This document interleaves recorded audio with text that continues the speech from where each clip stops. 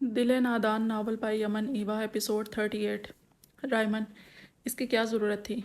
ऐसा करना ज़रूरी भी नहीं था। दाराम इसका कारनामा सुनकर परेशानी से बोला और कमरे में कदम रखा। वो अभी ऑफिस से आ रहा था। ज़रूरत थी। बेला डिस्टर्ब हुई है, यहाँ सब तुम्हारे खिलाफ हो रहे हैं। ग्रैनी को चुप लग गई है। रायमन नफरत से जलते लहजे में बोलता दाराम को मुतवज्जा कर गया। रायमन बदल गया था। अब वो पहले जैसा जॉली नहीं था। बेला की बात मत करो, इसने मुझे मायूस किया है। वो मेरी वाइफ को फिजिकल टॉर्चर करती रही है। दाराम के लहजे में बेला के जिक्र पर ही तलखी भर आई थी। वो टाई की नाट ढीली करते हुए बोला। रायमन इसकी बात पर हैरान रह गया, फिर सर दाह भरी। इससे यही उम्मीद थी। मैंने कहा था बेला बर्दाश्त नहीं करेगी। मैडम, बात तो यह है, तुमने ये मौका दिया इसे। तुम बेला से शादी कर चुके थे, फिर क्यों वहाँ शादी कर ली? रायमन सबसे उकताया हुआ लग रहा था। बेला ने मुझसे फोर्सफुली शादी की थी। तुम ये बात जानते हो, मैं जिससे मोहब्बत करता हूँ इसे क्यों ना अपनी ज़िंदगी में शामिल करता। दाराम बददिली से बोला। इसे अपने फैसले की वजाहत देना नागवार लगा। वो शूज़ उतारते हुए स्लीपिंग एरिया की तरफ बढ़ा। तो कर ली है, अब सबके रवैये बर्दाश्त करो। बेला ने फोर्स किया था मगर तुम मान गए थे। मत मानते, सबको नाराज़ कर देते। कुछ वक्त के बाद सब राज़ी हो जाते। अब भी तो नाराज़ किया है ना। रायमन और इसकी मुँह फट बातें। दाराम को इससे चिढ़ होने लगी। बकवास बंद करो रायमन, मैंने जानबूझकर ही शादी नहीं की, बाई चांस हो गई, मगर अब बेला की कोई जगह नहीं मेरे दिल में। दाराम ने भी साफ कोई का मुजाहरा किया और ड्रेसिंग रूम से इसी ड्रेस निकालने लगा। वो मेरी बहन है। अपनी ये बात मुझसे शेयर मत करो, वरना मैं बदतमीज़ी भी कर सकता हूँ। रायमन की संजीदगी से दी गई धमकी पर दाराम को हंसी आ गई। ये भी करके देख लो, मैं तुम्हारी जगह भी मुतय्यन कर लूँगा। दाराम ने इसे खुली ऑफ़र दी थी। रायमन को तब चढ़ी। तुम रायमन वेल्ट को जानते ही नहीं हो। तुम मुझे ईजी ले रहे हो। मैं तुम्हें रुला सकता हूँ, रायमन ने गुस्से से कहते हुए कॉल काट दी। दाराम नफ़ी में सर हिलाता मुस्कुराया और ड्रेस चेंज करने चला गया। रायमन ने सही कहा था। वो इंतहा का संगदिल था और कब कैसे बाजी पलट दे कोई नहीं जान पाता था। मगर वो एडम के लिए हमेशा नरम दिल रहा था और ये बात दाराम जानता था। वो इजी ड्रेसिंग करके आया तो असबा सामने थी। अस्सलाम वालेकुम। फूफा लोग से बात हुई। असबा हाथ में अपने गर्म पानी की बोतल पकड़े सलाम करते हुए यही बोली थी। वो इसे देखने लगा। मास्क लगा हुआ था और ग्लासेस के पीछे गुलाबी आंखों से बहता पानी। तुम्हें अभी आराम नहीं आया? दाराम ने तफक्कुर से इसे देखा, जो कुछ दिन से इसी हाल में ही थी और पानी तक गर्म पीती थी। ये मेरी नॉर्मल रूटीन है। आप यूँ समझ लें मुझे विंटर से एलर्जी है। कभी कभी आराम आ जाएगा, वरना ऐसे ही चलेगा। असबा ने मास्क और गर्म पानी की तरफ इशारा दिया। ओ सेड, हाँ मामा से बात हुई है, 1-2 दिन तक वापसी है इनकी। दाराम ने कफलिंग्स बंद करते हुए जवाब दिया। हाय नहीं, असबा के मुंह से बेख्तियारी में निकला। जुमला दाराम को हैरान कर गया। क्या मतलब वो वापस ना आए? दाराम ने इसे मस्नुई घूरी से नवाजा तो वो गड़बड़ाई। आए, मैंने कब रोका है? वो मुंह बनाकर बोतल टेबल पर रखने लगी। दाराम ने इसके अंदाज पर बेख्तियार मुस्कुराहट छुपाई। मेरा रीएडमिशन करवा दें, स्टडी कंटिन्यू करना चाहती हूँ।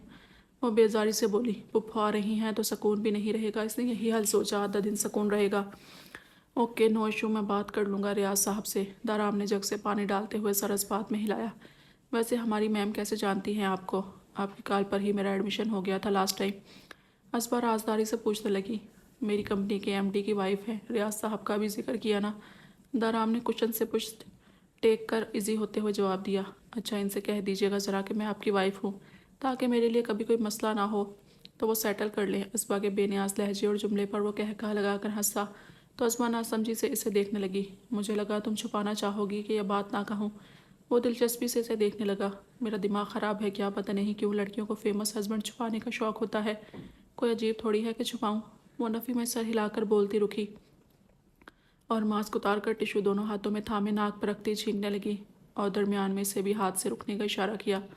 दाराम इसकी आंखों से पानी की तरह बहते आंसू देखता रह गया।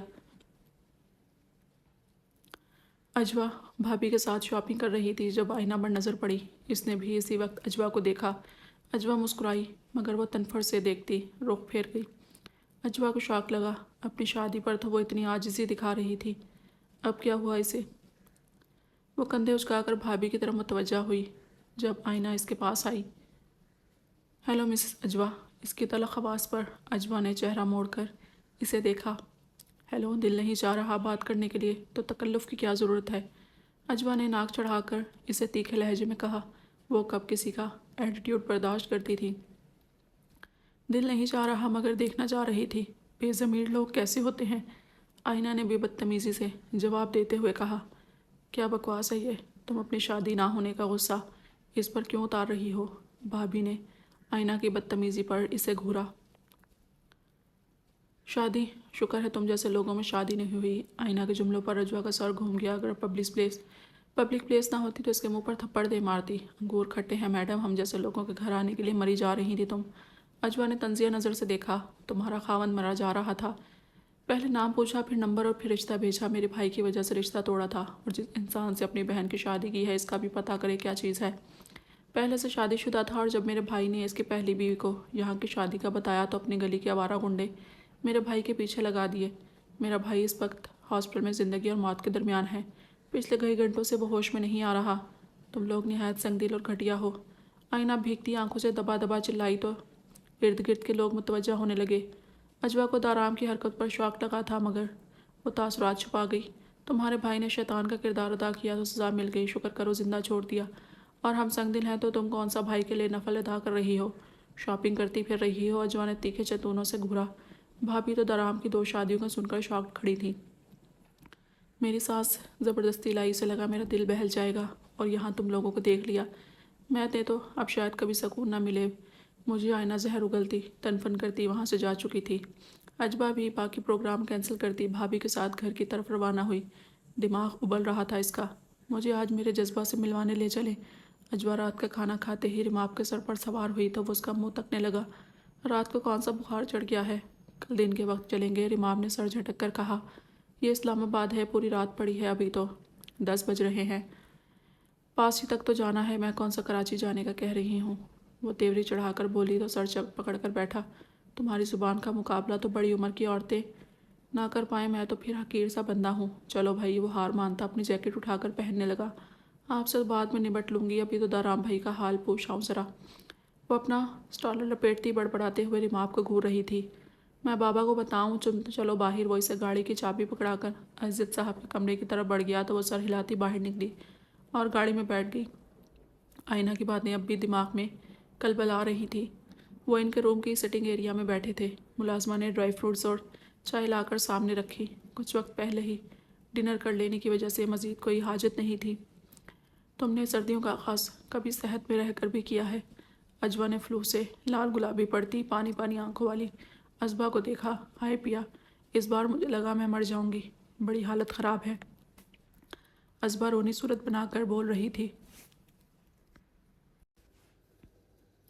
تم تقریباً پورا سال کوئی نہ کوئی بیماری لیے پھرتی ہو اور ہر بار تمہیں لگتا ہے مر جاؤ گی۔ کچھ نہیں ہوتا، لمبی زندگی جیو گی، ان بیماریوں کی وجہ سے نظر نہیں لگتی تمہیں۔ اجوا نے نہایت سکون سے جواب دیا تو وہ بھویں اچکائے سے دیکھنے لگی۔ میرے فیس سے تو کبھی لگتا نہیں میں بیمار ہوں، فریش لگتا ہے میرا چہرہ، پھر بھی کبھی کسی نے نظر نہیں لگائی۔ وہ ٹھنڈی آہ بھرتی افسوس سے بول رہی تھی۔ اجوا کا منہ کھلا کا کھلا رہ گیا۔ یعنی یہ بھی افسوس کی بات ہے، لوگ تو بری نظر سے بچتے ہیں۔ کہو تو کچھ بد نظروں کو اسپیشل تمہاری تصویر بھیج دوں۔ اجوا نے اونچی آواز میں کہا تو آپس میں باتیں کرتے رماب اور دارام بھی متوجہ ہوئے۔ ازبا گڑبڑا گئی۔ دارام بھائی، پپھو کیسے برداشت کر رہی ہیں اسے؟ آپ کا تو چلو کیس الگ ہے۔ اجوا کے کیس سوال پر رماب چکرا کر رہ گیا۔ یہ اب فیملی کا پارٹ ہے، وہ برداشت کیسے نہیں کریں گی؟ دارام کو ہمیشہ ہی اجوا کے سوالات پر حیرت ہوتی تھی، جانے کہاں کہاں سے ڈھونڈ کر لاتی تھی باتیں۔ انہیں تو میری بنائی چائے تک پسند نہیں، برداشت بھی وہ بس بڑی مشکل سے کرتی ہیں۔ ازبا نے منہ بنا کر سچ اگلا۔ دارام بس اسے دیکھ کر رہ گیا، جبکہ رماب دونوں کی چلتی زبان پر دانت کچکچانے لگا۔ اشارے سے چپ بھی رہنے کا کہہ دیتا مگر وہ دیکھتی تب نہ۔ کیوں، چائے تو بہت اچھی بناتی ہے ازبا، چاہے جیسے طریقے سے بنائے ذائقہ اچھا ہوتا ہے۔ اجوا نے اس کی سائیڈ لی۔ کیوں، کس طریقے سے بناتی ہے؟ دارام نے سوال کیا اور ایک نظر پریشان شرمندہ سے رماب کو دیکھ کر مسکراہٹ چھپائی۔ میں ہیلدی چائے بناتی ہوں اس لیے، ازبا کی چمکتی آنکھوں سے دیا جواب، جہاں دارام کو جھٹکا لگا۔ رماب کا جی چاہا دونوں کی بے لگام زبانوں کو چپ کروا کر غائب ہو جائے۔ چائے بھی ہیلدی انہیلدی ہوتی ہے؟ دارام ازبا سے سوال کرتے ہوئے رماب کی بگڑتی حالت سے محظوظ ہو رہا تھا۔ دیکھیں، پہلے دودھ بوائل کرتی ہوں، جب وہ بوائل ہو رہا ہو تب بلیک ٹی ڈالتی ہوں، اور جب بوائلڈ ہو چکا ہو تب الائچی اور ان لاسٹ شوگر، کیونکہ شوگر بہت زیادہ پکانے سے زہر بن جاتی ہے۔ ازبا نے پوری تفصیل سے اسے بتایا تو رماب نے بات موڑ دی۔ ازبا، گھر رہنے کب آؤ گی؟ بہت یاد آتی ہے تمہاری۔ دارام کہہ کا گلا دبائے چائے کے گھونٹ بھرنے لگا۔ میں تو اب کالج میں ری ایڈمیشن لے رہی ہوں بھائی پھپھو، اور اسٹڈی میں سے میں نے اسٹڈی کو چنا ہے تاکہ کچھ وقت سکون سے گزرے۔ ازبا نے جس اطمینان سے جواب دیا، ریماب اور اجوا دارام کو دیکھ کر گھبرائے۔ دارام نے ایک خاموش نظر ازبا پر ڈالی۔ میں پانی پی کر ابھی آئی، ریماب کی گھوری اور اجوا کے اشارے پر وہ گھبرا کر اٹھی اور سلیپنگ ایریا کی طرف بڑھ گئی۔ دارام بھائی، آپ کی وائف بیلا کو آپ کی شادی کا کس نے بتایا تھا؟ اس کے جاتے ہی اجوا اپنی مطلب کی بات پر آئی تھی۔ اٹ ڈزنٹ میٹر، دارام نے مختصر جواب دیا۔ میٹر تو کرتا ہے، آدم خان نے بتایا نا، اور اس کے بدلے آپ نے اس کو موت کے منہ میں دھکیل دیا۔ آپ اتنے ہارٹ لیس کب ہوئے؟ اجوا کے جملوں پر دارام نے گہری سنجیدگی سے اسے دیکھا اور پانی کا بہانہ کر کے کھڑی ازبا اس کی بات سن کر ساکت ہوئی۔ کیا بکواس کر رہی ہو اجوا؟ کس نے بتایا تمہیں؟ ریماب نے جھنجھلا کر اسے ٹھوکا۔ آپ کی ایکس لور آئینہ نے بتایا، آپ کی دیوانگی قصے بھی، اور دارام بھی کا ظلم بھی۔ رو رہی تھی کہ بھائی اس کا ہاسپٹلائزڈ ہے اور ہوش نہیں آ رہا، صرف اس بات کی سزا دی کہ اس نے ان کی شادی کا کیوں بتایا۔ آئینہ سب لحاظ بلائے دونوں کے بخیا دھیڑ رہی تھی۔ ریماب اس کے جملوں پر شاکڈ ہوا اور ازبا کے لیے کھڑا ہونا مشکل ہو گیا۔ وہ سلائڈ کلوز کرتی بیڈ پر گری۔ اجوا، یہ کیسے بات کر رہی ہو تم؟ ریماب نے تعصب سے اس کی بدلحاظی دیکھی۔ میں اس لیے بتا رہی ہوں کہ انہیں پتہ ہونا چاہیے۔